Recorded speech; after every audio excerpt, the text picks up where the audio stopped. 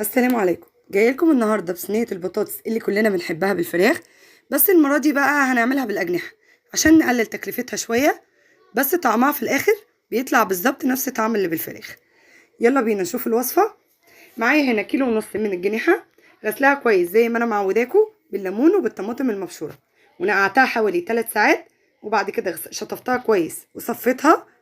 وبعد كده هنزل عندي بصينيه، احط فيها شويه زيت وشويه سمنه، واول ما يسخنوا معايا هدي صدمه للجنيحه زي تشويحه كده عشان تدي طعم صينيه البطاطس تبقى تحفه. وطبعا في مننا بيحب يعمل صينيه الجناحه دي كلها مع بعضها كده، بتبقى زي ني في ني. لا، كل ما تديها تشويحه كده بتبقى طعمها احلى وبتخلي طعم البطاطس جميل.